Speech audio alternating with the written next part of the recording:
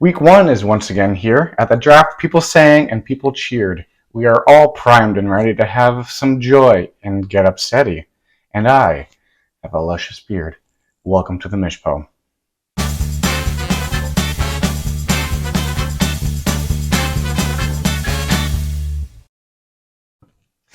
So, as you can probably tell, I'm not in my office as I normally would be.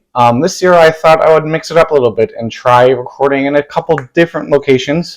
If you don't know, I'm currently in my living room. Might do some weeks outside, might do some weeks on location. It's really up to me and what I want to do because this is my show, So, something else I'm going to try is to be a little bit less structured, just kind of have a free-flowing conversation with you guys and gals and the dogs if they are barking. Hopefully it's not too much, and that is the risk I run recording not in a closed-doored room. So we'll see if that pays off. But yeah, I used to type out every single word I would say, which was a big pain in the ass. And I stopped doing that quickly after 1 year. Maybe I didn't even finish the first year of the Mishpo doing that. So I thought, yeah, we'd go a little bit less structured next year. Still did an outline, but I used to write down pretty much everything I would talk about. And but now we're just gonna go freeform. I'm gonna in the moment decide who I think is gonna win each matchup. And analyze trades in the moment. I do the power rankings beforehand because there's 14 teams and it's kind of hard to do that on a whim. But yeah, we're just gonna try this out, see how it goes, and people got stuff to do. I'm busy, this time of year, especially. I guess the summer is more busy for me, but I'm gonna try to have this whole Mishpo episode. It used to be all in one take. I'm gonna try to go back to that. It's sometimes okay to go back to things you used to do in the past. But we do have a beer. I've got myself an IC Mango. I got it in Pittsburgh when Bree and I went there in early August. And it is, as the name says, mango flavored. And it is very good. I'd highly recommend it. I recently kind of had discovered that I do really like mango flavored beers. So this one is no exception. And so we'll get a drink. I'm going to let this dog in. And we will continue on. Oh, one dog's going out. Go outside. Go. Get a drink, and we'll get going. So, yeah. Obviously, there was one trade as of the recording of this episode, which is I traded. Actually, let's quickly eliminate a misconception. I did not just trade a 4th-round pick to get Darnell Mooney. I know that is a common misconception out there, but I would like to set the truth straight on the matter. In fact, there were other pieces involved. I traded Alec Pierce, Jalen Tolbert, and a 2023 4th for Darnell Mooney and a 2023 8th. So I gave him 2, I thought, good receivers. State obviously didn't think so because he just dropped him right away. And then I did move back into the 8th round, which now leaves me with 3 8ths. And my goal for the entire season is to try to get as many 8ths as possible. So we'll see if I can get that done. But yeah, I thought it was a good trade. I like Mooney quite a bit. He was a borderline wide receiver 2 last year. With Allen Robinson still there, and now that he's the number 1 target in that offense, I expect him to jump up, and it's his year 3 or year 2, I can't quite remember, but he's got more experience, another year in the NFL, along with Justin Fields, his quarterback, so I imagine he will be good value, and obviously State Farm moved up 4 rounds, which you cannot argue that is a good deal. So that was the one trade as of the recording of this episode, which is, just for a little bit behind the scenes, is 5:45 p.m. on Tuesday, September 6th, 2 days before kickoff. But yeah, so we're going to jump into the power rankings. At number 14, we've got Adam. And all of these teams are all around the same area, but obviously one team has to be better than the other. Otherwise, we would all have the same players. Adam, despite putting him 14, he does have some really solid players that I like quite a bit, including Austin Eckler and A.J. Dillon, two pretty solid, I think, starting running backs, especially Eckler, who could potentially be number one this year. And then he's got A.J. Brown and another Packer, Alan Lazard, as his receivers, starting that is. But then after that, kind of falls off a bit. You've got 3 tight ends, which I'm not quite sure why you drafted a third if you were already keeping 2, which is already kind of confusing to me. Not going to lie, but you do have some guys that could potentially break out this year in Sky Moore and maybe Khalil Herbert, depending on how David Montgomery does, if he gets hurt, all that stuff. But yeah, that is number 14. We have Adam.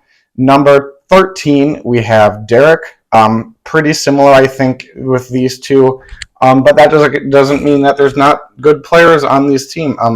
Derek's got Stephon Diggs, who is one of the best receivers in the game.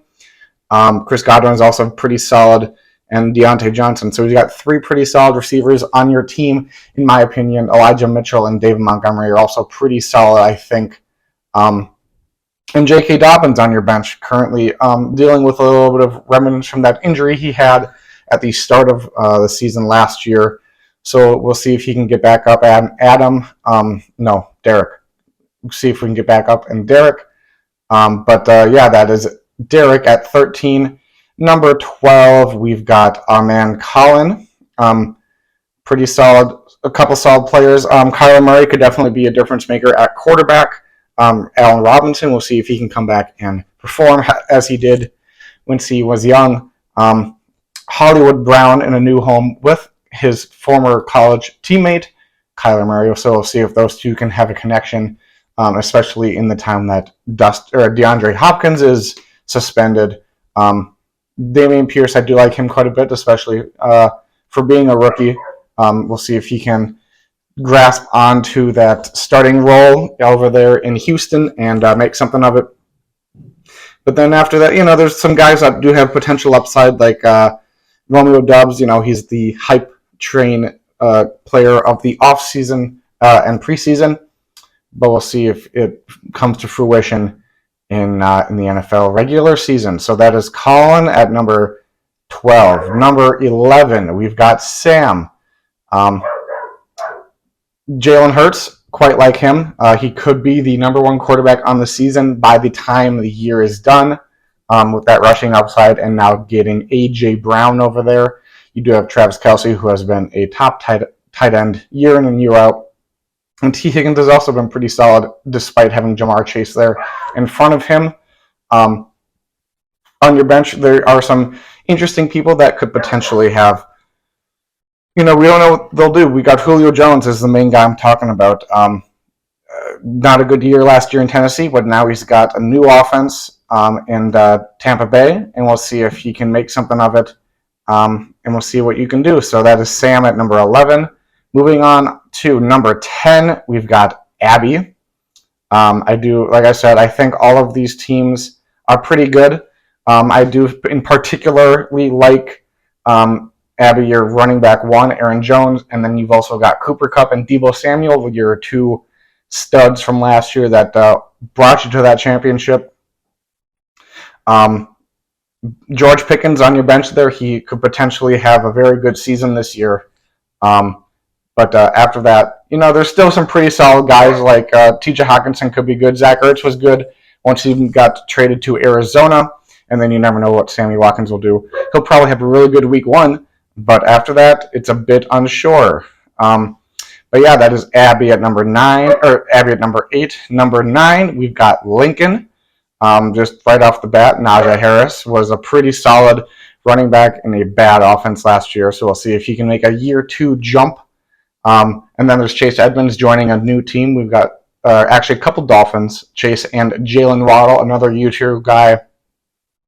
So we'll see if he can take that step with Tyreek coming to town. Speaking of Tyreek, we've got a pair of Chiefs on your team in the newly acquired receiver Juju Smith-Schuster and Clyde Edwards-Helaire. We'll see if Clyde can revert more back to what he was early in his rookie year as opposed to what we had as of late. And we'll see if Juju can jump back and have a new situation, potentially reignite his young career. He's still a pretty young dude. He's only 25 years old, so he definitely could make something happen. And then obviously Mark Andrews, very solid tight end there. He could also be number one. And then you've got some potential gems on your bench here. We got Garrett Wilson from the Jets and Christian Watson, Green Bay Packer. We'll see if those two can make impactful rookie years, and we'll see how well they do. Moving us on to number 8, we've got Bruce. Pretty solid. Obviously, we've got Josh Allen. Again, could be the number 1 quarterback on the year. Probably would have been drafted had he not been a keeper as the number 1 quarterback. And then we've got Tyreek Hill and Rashad Bateman taking over that number 1 receiver role from Hollywood as he departed. Elijah Moore, so a pretty solid Jet as well, especially at the end of last year.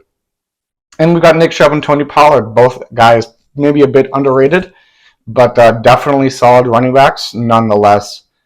And there's some pretty solid depth at running back on your team here, Bruce. And then you've got a couple of promising rookie commanders in Jahan Dotson. Could potentially be that number 2 target behind Terry McLaurin. And then Brian Robinson, unfortunately, obviously, he got shot just about a week ago, maybe a bit more. So we'll see if he can return at some point this season and be effective, as he was in line to be the number 1 running back there in Washington. So we'll see how that whole situation pans out. Moving us on to number 7, we've got Caleb. He was a top 4 team last year. New quarterback for him is Russell Wilson. He changed teams, obviously, in the offseason, leaving behind Seattle and getting a whole bunch of brand new sweet, spicy weapons up there in Denver. His running backs are pretty solid, Alvin Kamara and James Conner. And then the starting 2 receivers are pretty good as well. Jamar Chase and Mike Williams are keepers from last year. Those guys could definitely be difference makers this season. And then you've got a couple question marks maybe on your bench there, especially Kenny Golladay. He was great in Detroit like 3 years ago, but then he's just kind of been a mess ever since joining the Giants. So we'll see if he can turn things around and see where they can get you. So that is Caleb at number 7. Then we move on to number 6. We've got Brian. Pretty solid players on your team. We've got just the number 1 running back last year in terms of points per game and Derrick Henry. And then a rookie up-and-comer from Seattle, Ken Walker. But then there's also Justin Jefferson, who was also very good, and the aforementioned Terry McLaurin. Darren Waller over there in Oakland, or over there in Las Vegas, is going to be competing with targets with newly acquired Devontae Adams. And then just a couple of other interesting players, young guys, and Chris Olave, rookie in New Orleans. We'll see if he can emerge in that receiving core with the older Jarvis Landry and the older and coming back from injury Michael Thomas, maybe still a little bit injured there.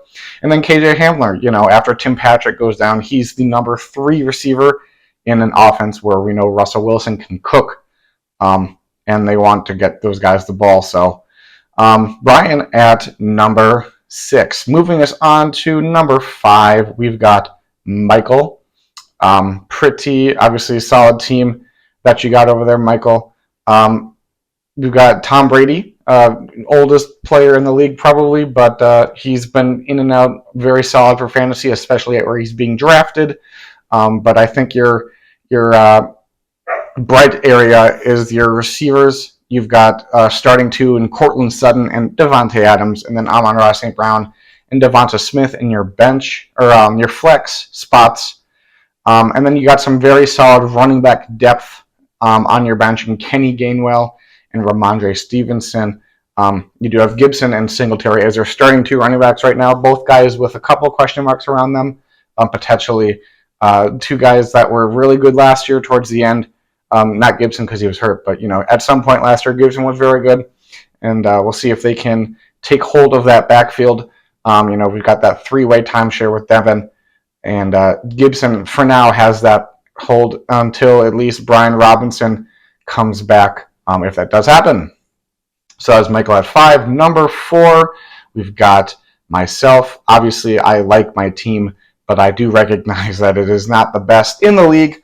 There are a couple players that I wish I would have snagged instead of others, but I think, have one of the best, if not the best, running backs in the league in Jonathan Taylor. And then we've also got Cam Akers, who was poised for a great season last year before suffering that unfortunate injury. I do like my quarterback quite a bit. Trey Lance, another one of those guys who was going late in the drafts. I had him as a keeper in the 7th, but going late in drafts could potentially break out and have a rock-solid season. I do like my receivers. Newly acquired Darnell Mooney and Jerry Jeudy, so that rhymes, so that's fun. And then we've got rookie Drake London and Gabe Davis, potential for breakout over there in Buffalo as my second flex. And I quite like my especially receiver bench with all of my new guys, young and old, potential for breakouts for a few of them. And, do need some work, I think, but I do really like where I'm at to start the season. So that is me at number 4. Moving us on to number 3, we've got Alex Fiala. First thing that jumps out for me for Fiala are the running backs. We've got Dalvin Cook and DeAndre Swift as your starting 2 running backs. And then you're so loaded at running back, you've got 2 running backs in your flex as well, in Travis Etienne and Kareem Hunt. Then you've got Keenan Allen and DK Metcalf as your receivers. And then there's just Lamar Jackson, the MVP from a couple years ago, as your quarterback. And then, of course, Kyle Pitts. Bench does also look pretty impressive. Isaiah Pacheco could potentially break out. Probably not. We'll see how the season goes with their running back room over there in Kansas City. And then we've got DeAndre Hopkins, who is currently suspended but will return and make some difference moves on your team. And then another rookie got Treylon Burks, who we'll see what he can do over there in Tennessee, maybe be the number 1 target. So we'll see how that whole situation shakes out for you, Fiala. So that is number 3. Number 2, we've got the defending champ, Tyler T-Corn Cornelius. Again, much like Fiala, we've got some impressive running backs, Javonte Williams and Saquon Barkley, and then some impressive receivers as well, and CeeDee Lamb and Michael Pittman, and then Robert Woods and Amari Cooper on your flex. And again, another guy who could potentially finish number 1 on the season for quarterback is Justin Herbert. Do have a pretty decent bench as well. You've got speedster Rondale Moore and slot guy Isaiah McKenzie. You maybe hear Lily barking. She wants it. I'm going to quickly grab her while you just think about T-Corn's team for a little bit. And I guess Loki is coming in too. So, back to T-Corn's team. Not too much more to say. Got a couple of backup NFC North running backs in Alexander Madison and Jamal Williams, but they could also just be involved in the offense regardless, so not too bad there.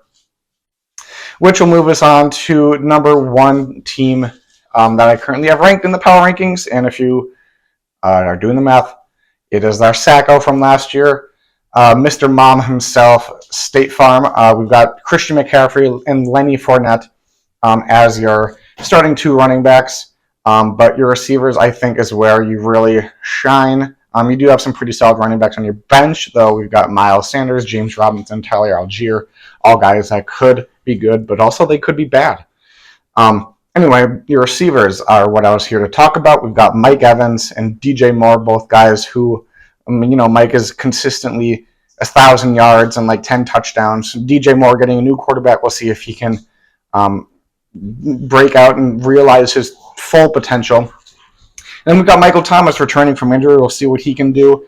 And then Hunter Renfrow, a PPR machine.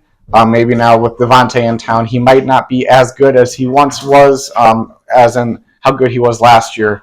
But we will see. And then a couple of guys with different situations on your bench with Christian Kirk. I guess Kadarius Toney is not a different situation so much, but we'll see if he can keep the good train rolling over there in New York. So yeah, I think it's a pretty fair ranking so far. Obviously, it's subject to change as the season goes on, but just as we see it today, I think that it is pretty good. And now we'll take another sip. I am dry to mouth.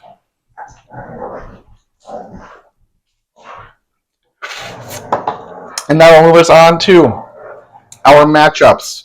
First up, we've got me versus Colin. I think the quarterbacks are pretty evenly matched in Trey Lance and Kyler Murray. But, hey, chill. I might have to cut there. But if you see this, that means I didn't. Trey Lance and Kyler, pretty close, I think. But the matchup is better for Trey Lance, in my opinion, as he gets to face Chicago as opposed to Kansas City. I do believe I have a slight edge at running back, but he might have a slight edge over there at receiver. Tight ends, he's got the edge, I think, with Kittle versus Njoku. But then I do like my positioning in the flex spots. I do need to pick up a defense, but with all that said, I'm going to pick myself as this week's winner, which moves us on to T-Corn versus Lincoln. Looking at the matchups, obviously, again, we've got Justin Herbert and Dak Prescott going up against each other. Sunday Night Football for Dak, and just a normal Sunday during the day game for Justin, but that doesn't quite matter so much. Solid running backs all around from both of these two teams, as I previously mentioned, and some pretty good receivers as well. This one seems to be, I think it's going to be quite close. But I'm going to have to give this slightly to T-Corn. I did obviously have him ranked a bit higher in the power rankings, which may have played a bit of a role in the matchups here, but I will just pick T-Corn just because I think he's going to win. Moving us on to Derek versus Sam. I do think Sam's got the edge there. Accidentally bumped it. I do think Sam's got the edge at quarterback with Jalen Hurts versus Kirk Cousins. And then the running backs I do think are in Derek's favor with Mitchell and Montgomery against Jacobs and Zeke. Just looking at it, obviously Travis Kelce, good tight end. I do think he'll be better than Hunter Henry. But I think I'll give the receivers there to Derek. That flex battle, I do think will also go to Derek. This one may be a bit close, but I will be giving it to Derek. Surprising, maybe upset pick. But, I think Derek's going to come out with a victory in week 1. Moving us on to Abby versus Adam, a couple of E's. Obviously, Adam has got the quarterback that Abby rode into the playoffs last year in Joe Burrow. And then a couple of really solid running backs in Austin Eckler and A.J. Dillon. I mentioned all these players before, but, we're just going to recap a little bit. Abby's got those really solid receivers, as I previously mentioned, Cooper Kupp and Debo. I do think tight end, we'll see how that goes, but it's Hawkinson and Freiermuth. I think that could go either way, to be frank. We do have another tight end in both flex spots for both of them. For Adam, it is Albert Okwuegbunam and Zach Ertz for Abby. This one, all these matchups will probably be pretty close, but I think it'll come down to just those ceilings of these players with different situations. And I think I'm going to give this first matchup to Adam. It's really those running backs for me, Austin Eckler and A.J. Dillon, are very solid with pairing up with those decent receivers as well. Moving us on to Michael versus Fiala. This one, we got Gibson and Singletary, two running backs that have a bit of a question mark compared to Dalvin Cook and DeAndre Swift, guys that I am fully confident will perform quite well. Lamar Jackson, I think, has quite a bit higher ceiling than Tom Brady, but he might have a lower floor. He did have some injuries last year too, but he's probably good to go for this year. I do think that Michael has the lead there in receiver with Devontae, Cortland, and then he's got A.J. Brown, Amon-Ra St. Brown and Devonta Smith on his flex, whereas Kyle Pitts over there for Fiala. But then the receivers, we've got Keenan and DK, and he's rocking them double running backs in his flex there, which I don't think have quite as high of a ceiling as receivers.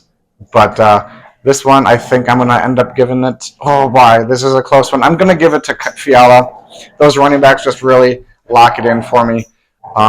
So I'm going to go with Fiala. Moving us on to the last matchup of the season, or of week 1, is State Farm versus Caleb. Top tier quarterbacks. Russell Wilson playing against his former team, which could be a very fun storyline for this matchup. And Patrick Mahomes against a pretty fast-paced offense in the Cardinals. Running backs are very solid across the board here with Kamara and James Conner over there for Caleb, and Christian McCaffrey and Leonard Fournette over there for State Farm. Receivers are also very good across the board as well. But in the end here, I think I'm going to give it to State. Obviously, I ranked them number 1 for a reason. Obviously, and I do take the bench into account for that.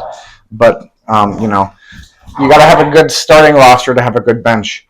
So I'm going to give that one to State Farm. So that is week 1's matchups. This episode is a bit longer, I think, mostly because I kind of dug in depth a bit more with those teams. We'll see how things shake out. I'm very excited for this season. Hopefully this video goes out pretty well. The dogs are a bit loud behind me, so hopefully it's not too bad. Hey, would you zip it for a second? They've been kind of getting on my nerves today. I took them for a walk, and Lily was being a pain. She would not sit. And they both were pulling so much, I was getting frustrated. But anyway, that is this week's episode. I'm going to finish my beer and have some soup. And with that, thank you and thank you. Don't think I'm going to forget about that flip. This first one will go to, hi Lily and I, Loki. Oh, this is Loki if you have never met him. He's a good boy. Anyway, this first flip is going to go to, who am I facing this week? Colin. I'm going to go to T-Corn, our defending champ. Let's get him a shotgun. How about that? Did hit a little bit, but we won't count that interference. Normally I might, but not this time.